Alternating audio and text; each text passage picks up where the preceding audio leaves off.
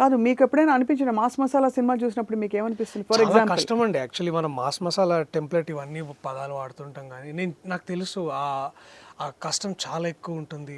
నేను మంగళవారం ఒక సినిమా చేసినప్పుడు నాకు అర్థమైంది. నాకు ఒక 7-8 days జస్ట్ ఫైట్ సీక్వెన్సే ఉండింది అదే కొంచెం దెయ్యం టైపు. కాస్త ఆ ఫీల్ ఉండేది. అవును. But it is not about that, it is about మానసిక రుగ్మతల గురించి మాట్లాడే ఒక సినిమా అది. కానీ దాంట్లో చేసిన ఒక వారం రోజుల యాక్షన్ సీక్వెన్స్కే నాకు అంటే ప్రతి body part was shouting at me, ఎందుకు చేస్తున్నారు ఆ సినిమాలు లైక్.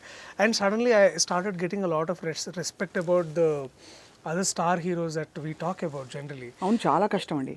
చాలా ఎక్స్ట్రాడినరీ. అంటే దానికి ఒక మీటర్లో డైలాగ్ చెప్పాలని అనిపిస్తుంది.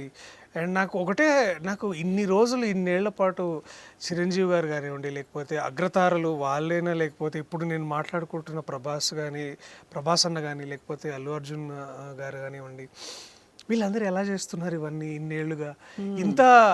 ఎట్లా how is this even humanly possible to do these many fights అని నాకు చాలా స్టెప్లు.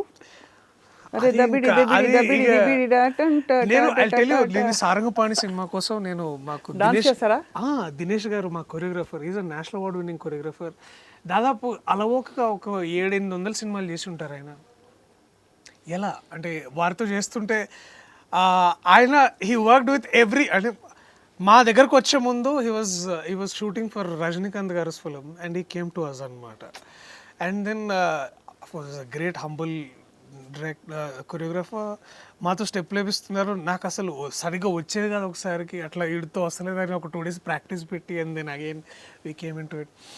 అండ్ మళ్ళీ రియాలిటీ గుడి ముందు రోడ్ల మీద డ్యాన్స్ చేస్తుంటే అసలు అబ్బో. అంటే మీరు డాన్స్ వచ్చిందా? ఫస్ట్ నేర్పించారు ఎప్పుడైనా? అంటే నాకు పెద్దగా ప్రవేశం లేదు డ్యాన్స్లో. కానీ ఇదే మామూలుగా అందరూ ఈ పార్టీలో వాటిల్లో డాన్స్, అట్లాంటి డాన్స్ బేసిక్లీ తీన్మార్ డాన్స్.